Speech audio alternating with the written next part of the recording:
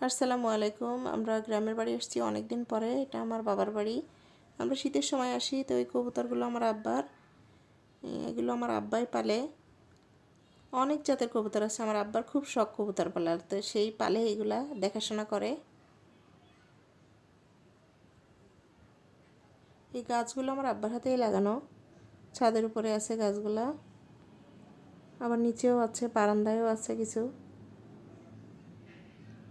এই একটা কমলা গাছ আছে, আবার দেখলাম একটা কমলাও ধরছে, ছোট একটা গাছে কমলা ধরছে।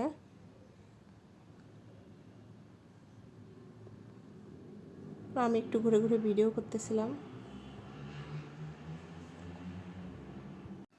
তো আমি ছাদ থেকে একটু ভিডিও করতেছিলাম। এইটা মসজিদটা আমাদের বাড়ির সাথেই, একেবারে গেটের সাথে মসজিদটা। ছাদ থেকে গ্রামের দৃশ্যটা খুব সুন্দর লাগছিল দেখতে।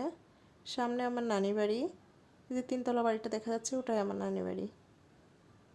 তো আমি একটু নিচে এসে এই গাছটা অনেক পেঁপে দেখলাম, দেখে ভালোই লাগলো, একেবারে ফ্রেশ। এই ছাগলটা আমার নানির, আমার নানি পালে। আরও আছে ছাগল, অনেকগুলো ছাগল আছে। তো নিচে এসে দেখি আমার মা চিতই পিঠা বানাচ্ছে। তো আমরা এটাকে আসলে চিতই পিঠা বলি না, এক একজনের আঞ্চলিক ভাষা আছে। তো আমাদের এখানে চারখোলা বলে, চারখোলা পিঠা বলে। তো মাটির চুলায় কিন্তু পিঠাগুলো অনেক সুন্দর হচ্ছিল। আর এগুলো কিন্তু কেউ ভর্তা দিয়ে খায় না আমাদের এখানে, সবাই খেজুরের গুড় দিয়ে খায় আর রসে ভিজায়। রসে যেটা ভিজায় ওটা আবার রসের পিঠা বলে। তো খুব সুন্দর হচ্ছিল, মা বানাচ্ছিল, আমি একটু ভিডিও করতেছিলাম। আর এটা আমরা হাঁসের মাংস দিয়েও খাই। আমাদের এখানে অনেকে দেখি হাঁসের মাংসও খায়, কিন্তু সবচেয়ে বেশি দেখেছি খেজুরের গুড় দিয়ে খেতে। খেজুরের গুড় দিয়ে আসলে পিঠাটা খুবই ভালো লাগে খেতে। তো অনেকগুলো পিঠা মা বানাচ্ছিল আর আমি ভিডিও করতেছিলাম। তো আমরা ঢাকাতে বানাই, এত ভালো হয় না। মাটির চুলা যতটা সুন্দর হয়, গ্যাসের চুলায় কিন্তু এতটা ভালো হয় না।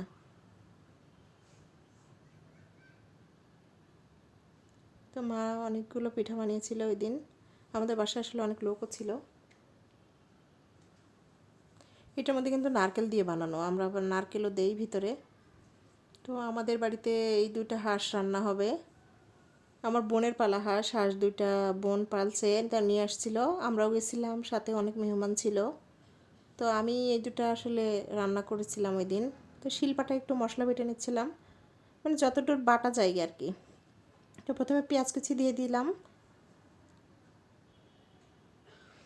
এরপরে দিলাম রসুন বাটা, আদা বাটা, তেজপাতা, জিরা বাটা, এগুলো সব শিলপাটাই বেটে নেওয়া। মরিচ বাটা, মশলাগুলো একটু কষিয়ে নিচ্ছিলাম, লবণ দিলাম,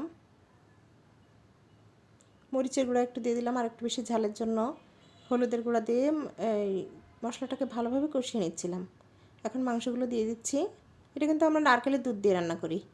আমি আসলে কখনো দেখিনি কাউকে যে আমাদের এখানে নারকেলের দুধ ছাড়া কেউ হাঁসের মাংস খায়। আমাদের এখানে সবাই দেখি হাঁসের মাংস নারকেলের দুধ দিয়ে রান্না করে।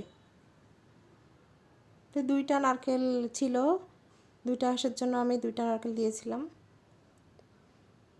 তো নারকেলের দুধটা এখন দিয়ে দিব, দিয়ে এটা আমি ভালোভাবে কষিয়ে নিব।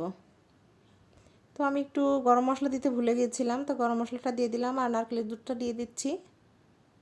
জানি না কে কীভাবে রান্না করে খায়, আমরা এভাবেই করি, এই জন্য আমি এভাবেই করলাম আর কি।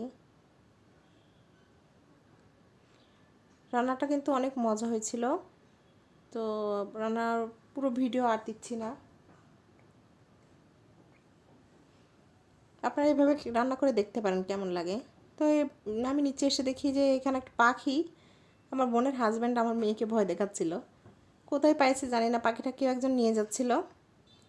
আমার বোনের ছেলে এটা, যেটা ভ্যান চালাচ্ছে, আমাদের বাড়িতে কে যেন ভ্যান রেখে গেছে, তো এটা চালাচ্ছিল। ও আসলে ওদের বাড়ি কিন্তু একেবারে শহরের ভিতরে, কোথা থেকে শিখছে জানি না।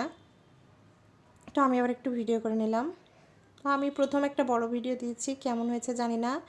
সবাই আমাদের চ্যানেলটাকে একটু সাবস্ক্রাইব করে দিবেন আর ভালো লাগলে লাইক কমেন্ট করবেন। আল্লাহ হাফেজ।